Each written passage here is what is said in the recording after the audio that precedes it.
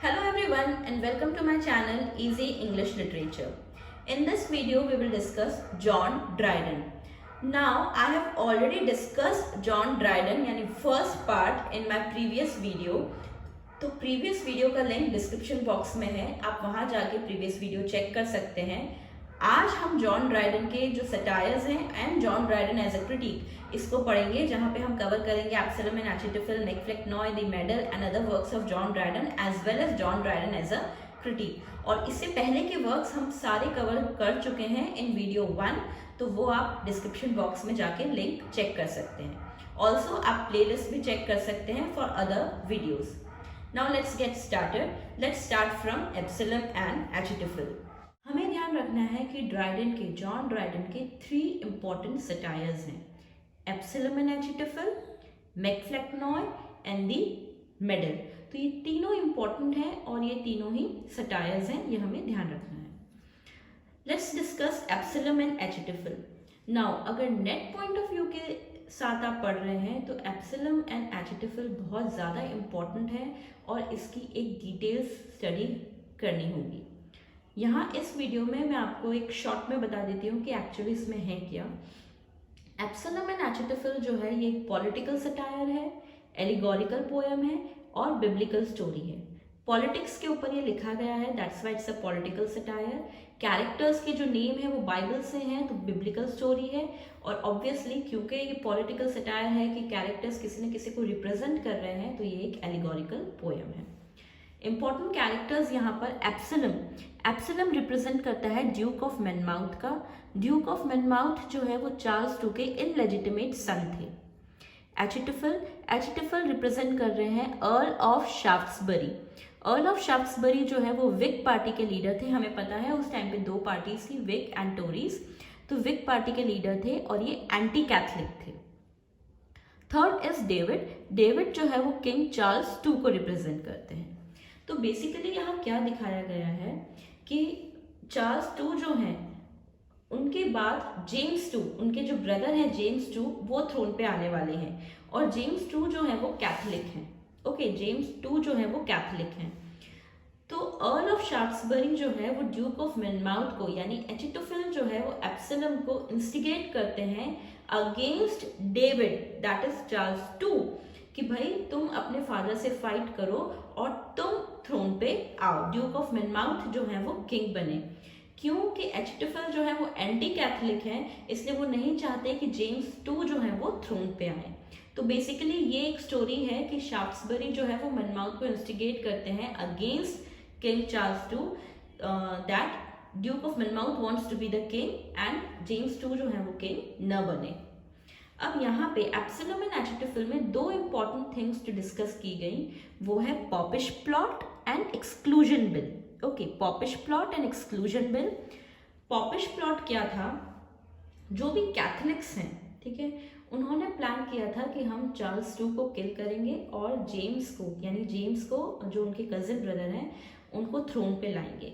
तो इसके लिए जो प्लॉटिंग की गई उसे कहा जाता है पॉपिश प्लॉट. और एब्सलम ने यानी ड्यूक ऑफ मेनमाउथ ने कुछ बिल्स पास किए पार्लियामेंट में जिससे जेम्स II जो है वो किंग न बने. उन बिल्स को बोलते हैं एक्सक्लूजन बिल्स. तो ये दोनों ही चीज़ें एब्सलम एंड एचिटोफिल में डिस्कस की गई. नेट में इस तरीके के भी क्वेश्चन आते हैं कि in which poem popish plot was discussed. तो it was discussed in Absalom and Achitophel. Next satire is मैकफ्लेक्नॉय.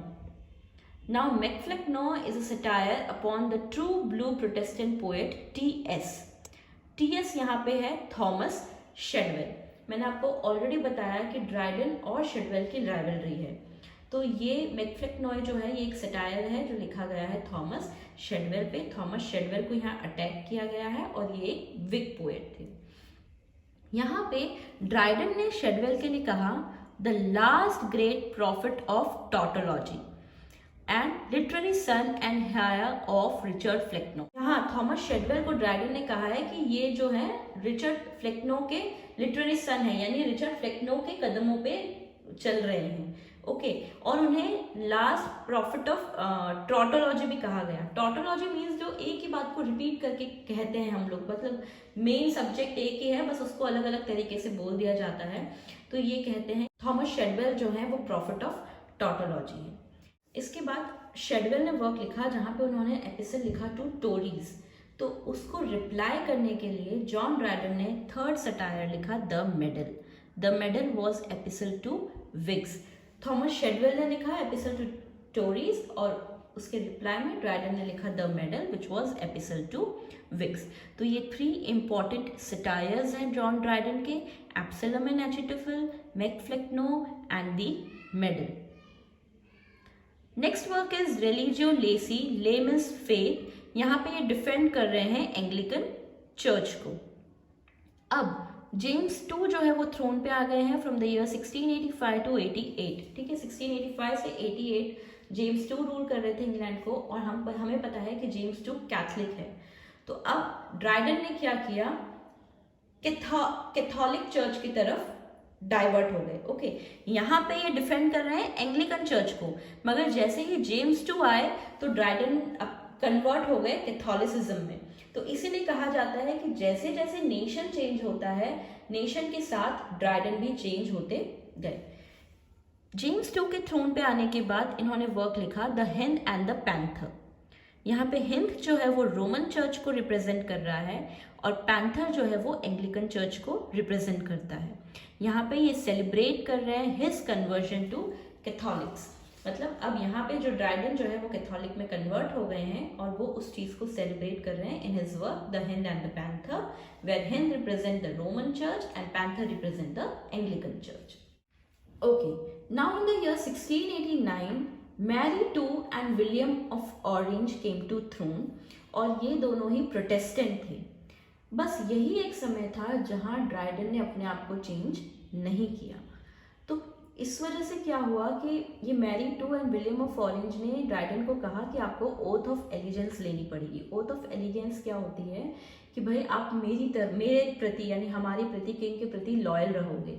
तो ड्राइडन ने इस ओथ को लेने से मना कर दिया। एट दिस टाइम जो ये पोएट लॉरेटशिप है वो ड्राइडन से छीन ली गई। तो Dryden was dismissed from position of poet laureate as he refused to take oath of allegiance. यहाँ पे जब 1688 में ड्राइडन ने ये ओथ लेने से मना किया, तब 1688 में उनसे पोएट लॉरेटशिप छीन ली गई एंड 89 में जो है थॉमस शेडवेल पोएट लॉरेट बने। Now let's move to translations and odds.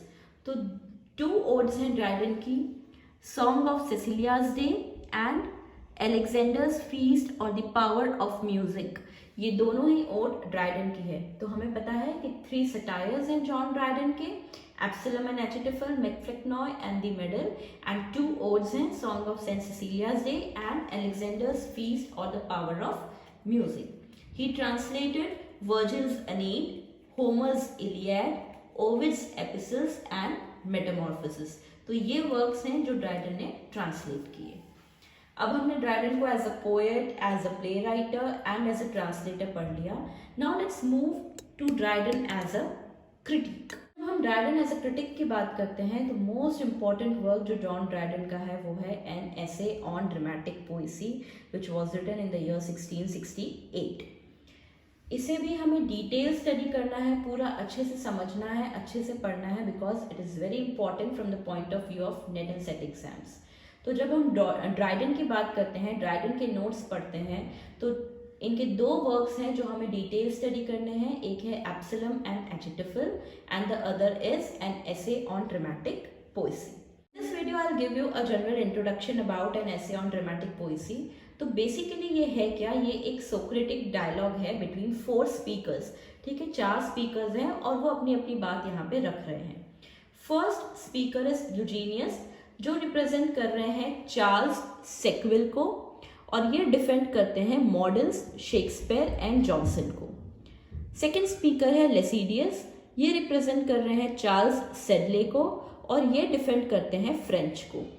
Third speaker is क्राइट्स, ये रिप्रेजेंट कर रहे हैं सर रॉबर्ट होवर्ड, और ये डिफेंड कर रहे हैं एंशियंट्स को। And the fourth is Neander, Neander जो है वो ड्राइडन खुद अपने आप को कह रहे हैं। निएंडर का मतलब है new man, the name Neander means new man. ये रिप्रेजेंट कर रहे हैं ड्राइडन को और ये डिफेंड कर रहे हैं कंटेम्प्रेरी इंग्लिश राइटर्स को। वैसे तो हमें ये डिटेल स्टडी करना है, पर बेसिकली यहाँ से जो क्वेश्चंस आते हैं वो इसी तरीके के आते हैं कि यूजीनियस किसको रिप्रेजेंट कर रहा है, या निएंडर किसको रिप्रेजेंट कर रहा है, या फिर लिसिडियस किसको डिफेंड कर रहा है, या एंशियंट्स को कौन डिफेंड कर रहा है, या कंटेम्प्रेरी इंग्लिश राइटर्स को कौन डिफेंड कर रहा है। तो बेसिकली ये हमें पता होना बहुत ज़रूरी है। तो this was Dryden as a critic. अब कुछ इंपॉर्टेंट पॉइंट्स हैं जो हमें पता होने चाहिए जॉन ड्राइडन के बारे में। So the first is, according to Dryden, poet is a creator and final end of poetry is to delight and transport. Dryden के हिसाब से पोएट क्या है? पोएट एक क्रिएटर है और पोएट्री का मेन पर्पस है to delight and to transport. He justified drama as a legitimate form of poetry. Dryden के अकॉर्डिंग ड्रामा क्या है? Drama is a kind of poetry. He used historical method of criticism. अब किसी भी चीज़ को criticise करने के लिए हम क्रिटिसिज्म के अलग अलग मेथड यूज करते हैं। तो ड्राइडन कौन सा मेथड यूज करते थे? Dryden used historical method of criticism. Dryden is considered to be first exponent of practical criticism. Remember, he is considered to be the first exponent of practical criticism. He was the first to attempt extended descriptive criticism। ठीक है, exponent है वो practical criticism के, और first to attempt extended descriptive criticism. In the preface to the fables, ये भी Dryden का ही एक वर्क है, एज अ क्रिटिक। तो in the preface to the Fables he translated Chaucer's. अब यहाँ पे प्रीफेस टू द फेबल्स में उन्होंने चॉसर्स की 3 टेल्स को ट्रांसलेट किया। तो हमें ध्यान होना चाहिए कि कौन सी वो 3 टेल्स थी। The night tell, the nuns priest tell and the wife of Bath's tale. तो ये क्वेश्चन भी नेट में आ सकता है कि भाई जो प्रीफेस टू द फेबल्स है वहां पे उन्होंने चॉसर्स की टेल्स को ट्रांसलेट किया, तो which of these tales were translated by John Dryden? तो the answer is the night tell, the nuns priest tell and the wife of Bath's Tale. So this was all about John Dryden. For more such videos, please subscribe to my channel and hit the bell icon. Till then, all the best and keep learning.